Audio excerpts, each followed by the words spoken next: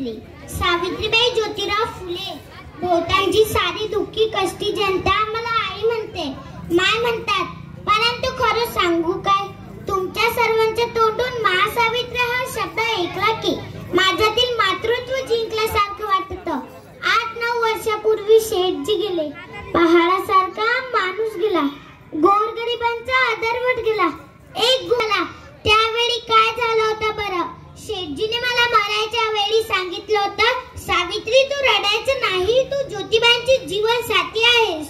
तू लाखो लोकांच्या डोळ्यातील आसू पुसले, आता तुला करोडोंच्या डोळ्यातील आसू पुसायचे. माझे कुटुंब झपाटलेले सहन करायचे नाही. तुमचे मत असे आहे.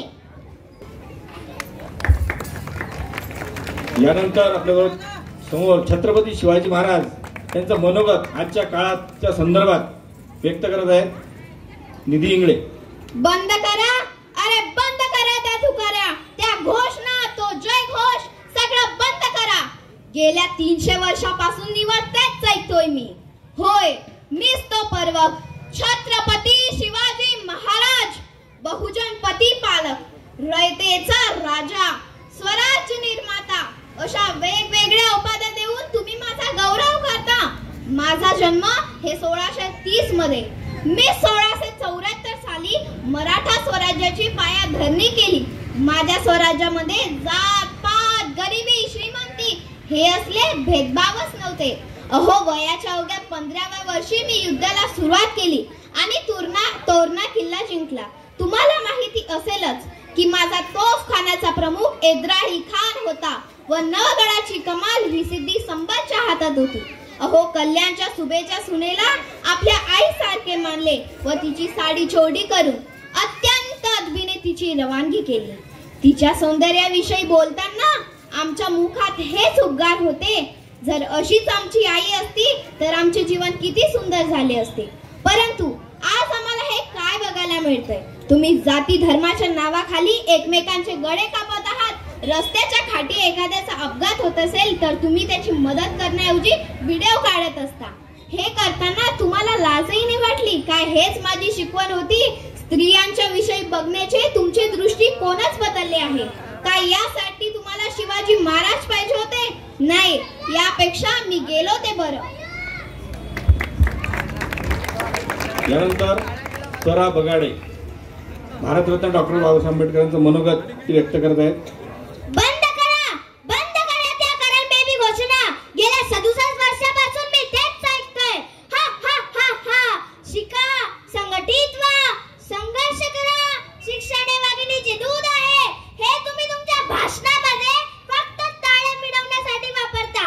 पण तुमचंही काय गेलं हे खरोखर विसरलात तुम्ही. डॉक्टर बाबासाहेब आंबेडकर फक्त दलितांची कैवारी, निका फक्त दलितांसाठीच कार्य केला. मी संविधान 2 वर्ष 11 महिने 18 दिवसात या देशाला अर्पण केलं. हे का फक्त दलितांसाठीच होतं? समस्त नागरिकांचे हक्क आणि स्त्रियांना समाजामध्ये मानाचे स्थान मिळवून दिले. हिंदू कोरवीर पासू शकले नाही म्हणून मी प्रतिपदाला लाथ मारली. प्रत्येकाला एका मताचा हक्क देऊन गरिबी आणि श्रीमंतीची तरी मिटवली. मागासलेल्या जातीची उन्नती व्हावी म्हणून रक्ताचा एकही थेंब न सांडता तुमच्या पदरावर क्षण टाकलं. आणि तुम्ही मला डोक्यावर घेण्याची गरज नाही, तर तुम्ही मला डोक्यात घेण्याची गरज आहे. वाचाल तर वाचाल हे लक्षात ठेवा. या जिवंत आंबेडकरांपेक्षा तुमच्यातील मेलेला हा आंबेडकर तुम्हाला जास्त खतरनाक राहील. आशना सिरसाट. सलाम वालेकुम मेरे प्यारे भाइयों और बहनों. जी हाँ, मेरा नाम फातिमा बिशेख है. शायद आपने पहले कभी मेरा नाम सुना है या नहीं सुना, मुझे मालूम नहीं, मगर मैं इतना जानती हूँ, मैं पहली मुस्लिम शिक्षिका हूँ.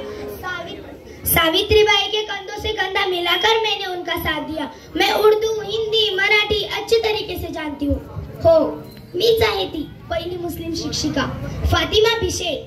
महात्मा फुले यांच्या शाळेमध्ये शिक्षण देण्याचे कार्य मी केले. माझा जन्म 9 जानेवारी 1831 मध्ये झाला. जेव्हा जेव्हा सावित्रीबाईंचा उल्लेख होतो तसा माझा कधीच होत नाही आणि आपण तो करावा असे मलाही वाटत नाही. मला फक्त तुमच्या डोक्यातील खूड काढून टाकायचे आहे. हो, मी मुस्लिम असूनही सावित्रीबाईंच्या पाठीशी खंबीरपणे उभे राहिले. मला जाती धर्माची खोड डोक्यातून काढून टाका, खूप शिका, परिवर्तनवादी बना, एवढीच माझी आपणास विनंती आहे.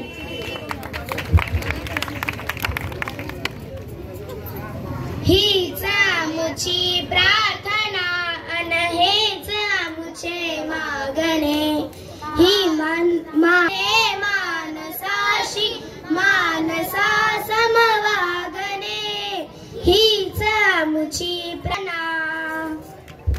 अतिशय उत्कृष्ट असे मनोगत त्या विद्यार्थिनींनी व्यक्त केले.